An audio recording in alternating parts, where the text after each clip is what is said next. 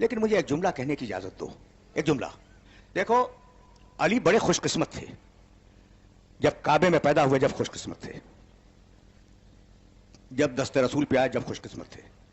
جب دوش رسول پہ کھڑے ہوئے بتوں کو توڑ رہے تھے جب بھی خوش قسمت تھے. کامیاب تھے. علی کامیاب تھے. ٹھیک ہے نا. اور جب ضربت لگی ہے جب بھی کامیاب تھے. لیکن مجھے ایک جملہ کہنے دو کہ ایک خلش ذہنوں کے اندر موجود ہے کہ ہم اس پوزیشن میں نہیں ہیں کہ علی کے قاتلوں کا نام لے سکیں. یہ جملہ تم تک پہنچا؟ ہم اس موقف میں نہیں ہیں. علی کے قاتل چھپ گئے. حسن ابن علی کے قاتل چھپ گئے. حسین نے ایسا میدان منتخب کیا جہاں تلوار سے لکیر کھائی دی کہ قاتل کدھر ہے مقتول کدھر ہے. حسین ابن علی نے قصر بنی مقاتل کے قریب اپنی فوج سے اللہ اکبر کی آواز سنی. میں نے کل عرض کیا تھا نا کہ مکے سے نینوا تک 16 منزلیں تھیں. پہلی تنعیم، آخری نینوا، اس کے بعد کربلا. قصر بنی مقاتل پر حسین کے ساتھیوں نے اللہ اکبر کی آواز بلند کی، نعرہ بلند کیا، اللہ اکبر. حسین نے کہا بھیا بات دیکھو کہ اللہ تو بڑا ہے، لیکن اس وقت یہ نعرے کا سبب کیا ہے؟ عباس گئے، آئے، کہا مولا آپ کے ساتھی یہ کہہ رہے ہیں کہ ہم کسی نخلستان کے قریب آ گئے، لیکن دور سے کھجوروں کے درخت نظر آ رہے ہیں. کہا عباس ان سے جا کے کہو غور سے دیکھیں، وہ کھجوروں کے درخت نہیں ہیں. اب جو عباس پلٹ کے آئے تو کہا مولا واقعاً وہ کھجوروں کے درخت نہیں ہیں، گھوڑوں کے کان اور نیزوں کی انیاں نظر آ رہی. انتظار کرو. حر کا رسالہ قریب آیا. حر نے سلام کیا. حسین ابن علی نے جواب دیا. کہا فرزند رسول ہم بہت پیاسے ہیں. کہا عباس پوری فوج 1000 افراد کی فوج. عباس مشکیزوں کے دہانے کھول دو. دیکھو میرا مولا، جملہ سننا، کل شب میں انچولی کے امام بارگاہ میں کہہ کے آ رہا ہوں. میرا مولا غریب الوطن تو تھا لیکن اسے غریب نہ سمجھنا. سفر میں اتنا پانی تھا کہ 1000 لشکریوں کو پلوایا گیا. مشکیزیں کھلے، حر کے سپاہیوں کو پانی پلایا گیا. راوی کہتا ہے کہ خود حسین ابن علی کے ہاتھ میں کاسہ آب تھا، اور جب انسان پانی پی لیتا تھا تو حسین اس کے پاس جا کے پوچھا کرتے تھے کہ بھائی اب پیاس تو نہیں ہے؟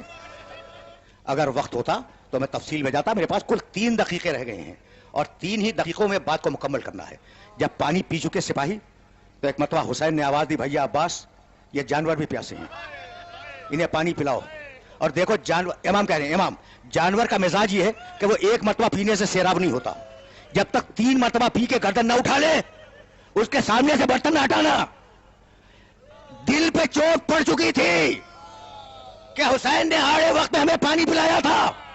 عاشور کی شب آئی، تم نے گریہ کیا، مجلس تمام ہو گئی.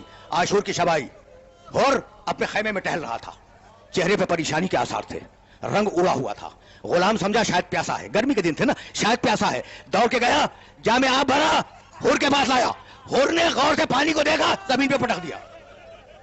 غلام گھبرا گیا، دوڑ کے حر کے بھائی کو بلا کے لایا کہ آج حر کی کیفیت عجیب ہے. حر کا بھائی آیا. بس 2 جملے سنو، مجھے اجازت دے دو. حر کا بھائی آیا، کہا بھیا بات کیا ہے؟ حر نے کوئی جواب نہیں دیا. اپنے بھائی کا ہاتھ اپنے ہاتھ میں لیا اور کھینچتا ہوا خیام حسینی کے پیچھے لگ گیا. جانتے ہو یہ وقت کیا تھا؟ نماز صبح سے پہلے کا وقت. اور کہا بھیا کوئی آواز سن رہے ہو؟ کہا کہ ہاں بھائی کانوں میں آوازیں تو آ رہی ہیں، کچھ چھوٹے چھوٹے بچے ہیں جو کہہ رہے ہیں العطش العطش. بس میرے عزیزوں، میرے دوستوں، حر بدلا، حر کا بھائی بدلا، حر کا غلام بدلا. حسین نماز صبح کے بعد تشریف فرما ہے.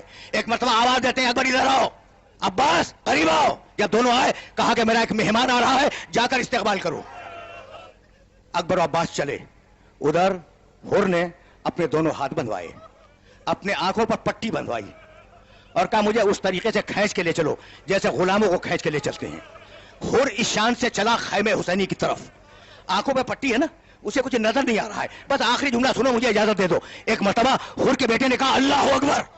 کہا بیٹے اللہ بڑا ہے, لیکن یہ کون سا موقع تھا اللہ اکبر کا. کہا بابا اکبر آ رہے ہیں استقبال کے لیے. کچھ اور آگے بڑھا.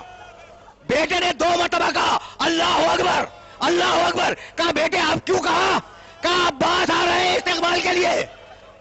سن لیا تم نے؟ آخری جملہ سنو اور مجھے اجازت دے دو. اور اب ایک وہ لمحہ آیا جب بیٹے نے بے اختیار چیخنا شروع کیا اللہ اکبر اللہ اکبر اللہ اکبر اللہ اکبر. کہا بیٹے اب کیا ہو گیا؟ کہا کیا بچ رہا ہوں, مولا خود کمر تھا